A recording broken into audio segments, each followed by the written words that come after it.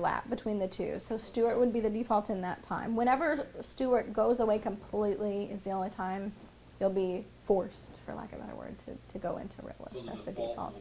The default will remain Stuart until it is not. Okay. And we will make a huge deal out of when that's going to occur. We'll put it in the 5-minute realtor. We'll notify our brokers by email, magazine. We'll do everything we can to be real sure everybody's as aware of that as they possibly can be.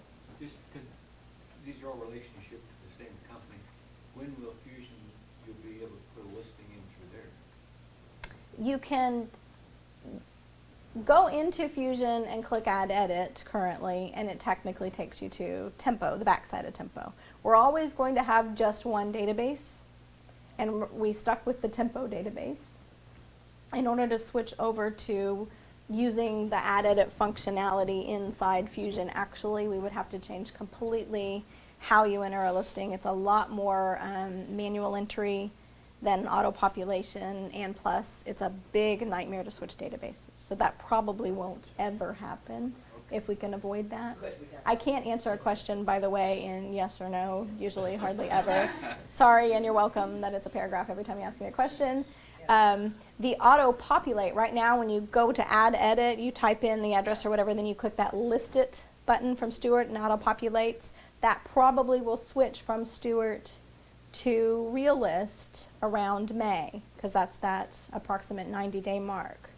Okay, so it'll look different potentially around the beginning part of May. Again, we're going to make a huge big deal out of making sure that you know that we have classes and documents and things that will explain how to do that. And like I said, I keep repeating myself, but I can't say it enough. I don't think we're not going to just turn it off in 90 days, and that's it. If we find there's a need, we can extend.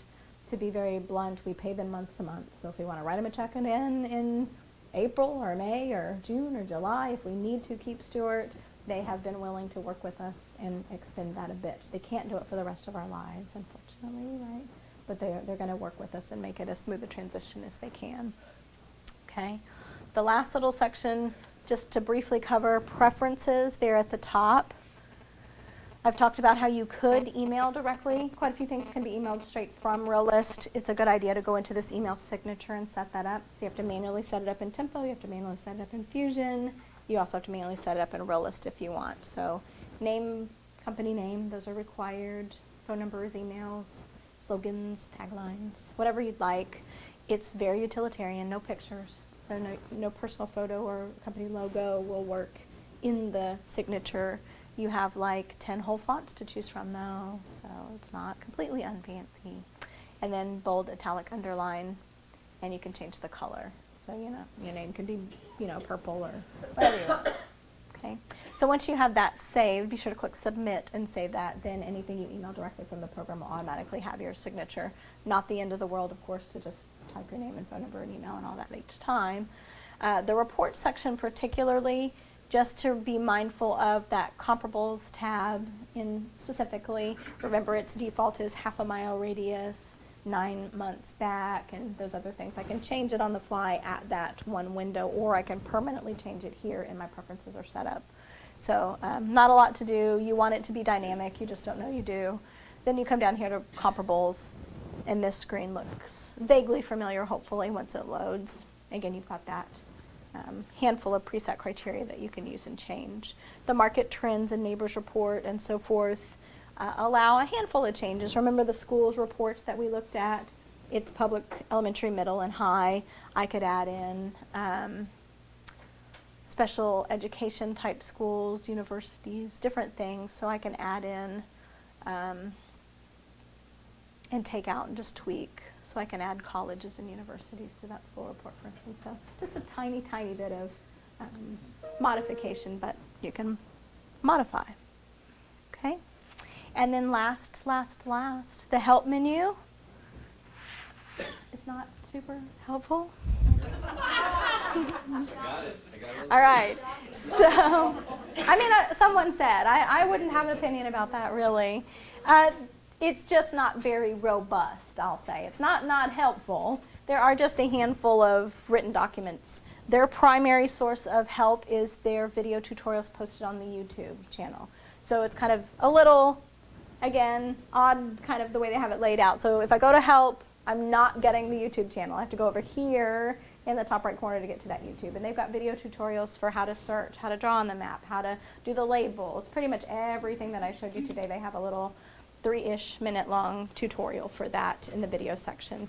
And I think people tend to learn it a little more quickly, or are able to absorb it a little better if it's in that video format versus a printable handout. Sometimes that's the case. Having said that, I think if we haven't already, we will send Frank a link to the handout for Realist. It'll be like magic, yes. I'm going to pass around. I'm not going to forget you. I'm going to pass these around real quickly. If you'll take one and pass it on. I've given you too many. I don't need to give you that many, too many.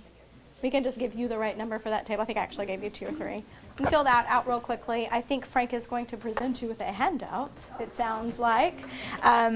But we are switching to a green format, we hope, in the very near future. So all of the handouts for all of our classes will actually be posted on HAR. So if you're going to come to a class, you can print your handout for ahead of time, or at any point, you can always print a handout. So unless it's a designation course or one of those type courses, you should in the near future have a link to that. Just for, ta-da, color and fancy even. Fancy for this crowd. Fancy, fancy. So this is just an overview of the hot topic sort of that I hit on today. Again, it's not a script of everything I talked about, but it is a good reference handout to look back through as you get to use the program and so forth. If you've got questions, again, you're more than welcome to contact me and ask those. We have a second instructor now doing off-site visits. I think Christina has come to visit y'all. So she is also up to date on the Realist program. You can also ask anyone in our MLS department if you need help with that. But let me just put this back up for you. The course today is called Realist Tax. The school was HAR. I am Marilyn Maxwell. I don't know what your name is. Sorry. I know Frank, but I haven't actually really met all of you. I don't know the date. The 10th, March 10th. And then the rest is your opinion of how the class went today. Don't knock him too hard on was his training room clean. Also, there are 2 trick questions on there. I was not online. I'm actually here. For the most part, I'm actually completely here. So while they do that, can I make a couple comments? Of course. Will that invalidate their MCE? Not